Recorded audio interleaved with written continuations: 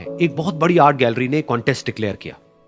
उसमें उन्होंने अनाउंस किया कि जो भी पेंटर पीस को डिपिक्ट करने वाली वर्ल्ड की सबसे अच्छी पेंटिंग बनाएगा उसको $10 मिलियन का इनाम मिलेगा। यह बात पूरी दुनिया में फैल गई और पूरी दुनिया से हजारों पेंटर्स ने अपनी अपनी पेंटिंग भेजी उस कॉन्टेस्ट में पार्टिसिपेट करने के लिए। उन हजारों पेंटिंग्स में से जो इस कॉन्टेस्ट के जजेस थे उन्होंने फाइनली 100 पेंटिंग्स को शॉर्टलिस्ट किया और उन 100 पेंटिंग्स की एक एग्जीबिशन लगाई। उस एग्जीबिशन में इन सारे पेंटर्स को तो इनवाइट किया ही किया, साथ ही साथ मीडिया वाले भी बैठे हुए थे और मीडिया वालों के साथ हजारों लोगों की भीड़ भी जमा थी। क्योंकि प्राइज अमाउंट इतना बड़ा था तो सबका इंटरेस्ट था ये जानने में कि कौन जीतेगा, कि वो पेंटिंग कैसी होगी और कौन वो पेंटर होगा जिसको इतना बड़ा अमाउंट मिलेगा। फाइनली वो दिन आ ही गया।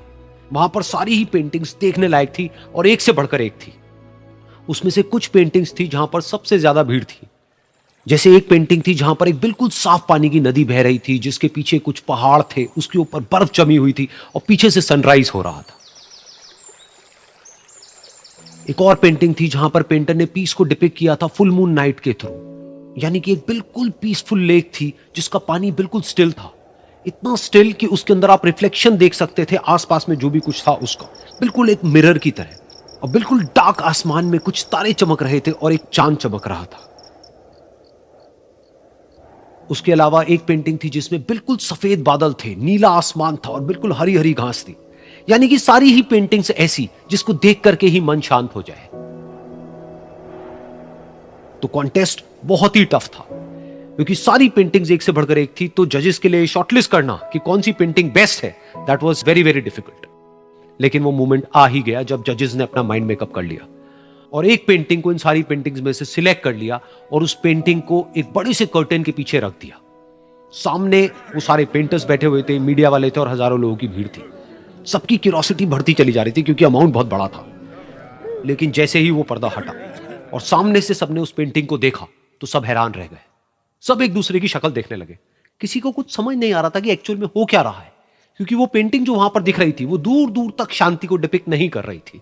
तो सबको लगा कि शायद उस आर्ट गैलरी से कोई गलती हुई है या जजेस से कोई गलती हुई है और किसी गलत पेंटिंग को वहां पे रख दिया है। तो कुछ पेंटर्स एक साथ गए, जाकर के उस आर्ट गैलरी के ओनर से मिले और जाकर के उससे पूछा कि क्या ये कोई गलती है, गलती से कहीं कोई गलत पेंटिंग तो आपने वहां पे नहीं रख दी है। तो आर्ट गैलरी वाला थोड़ा सा मुस्कुराया और बोला नहीं, ये पेंटिंग बिल्कुल ठीक है। जजेस ने इसी पेंटिंग को सिलेक्ट किया है और यही पेंटिंग आज की विनर है। सारे पेंटर्स ये जवाब सुन करके गुस्से से भर गए और सबने मिल करके रिवोल्ट कर दिया। और ये देख करके सारे मीडिया वाले अपनी अपनी जगह से खड़े हुए और भागते हुए गए उस आर्ट गैलरी के ओनर के पास में और अपने अपने माइक्स उनके मुंह के आगे कर दिए।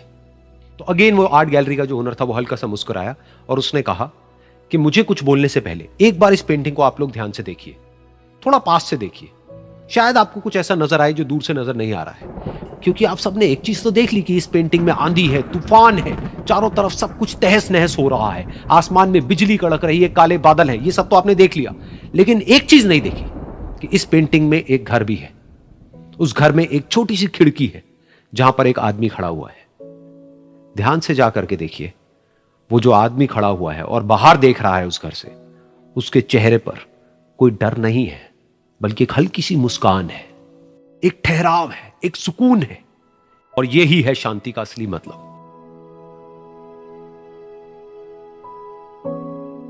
यानी कि शांति का मतलब यह नहीं है कि हमारे बाहर सब कुछ शांत है और फिर हम शांत हैं, क्योंकि वो टेम्पररी है।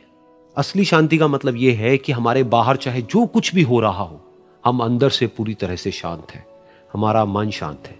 क्योंकि जिसका मन शांत नहीं है उसको चाहे आप कितनी भी सुंदर से सुंदर जगह पर ले जाकर के बिठा दो, वो वहां पर भी जाकर के दुखी ही रहेगा। लेकिन दूसरी तरफ से जिसका मन शांत है, उसके बाहर चाहे कुछ भी हो रहा हो, चाहे मौसम कैसा भी हो, चाहे उसके आसपास में सब कुछ तहस नहस हो रहा हो, तूफान हो, लेकिन वो अंदर से बिल्कुल शांत रहेगा। और यही है शांति का असली मतलब।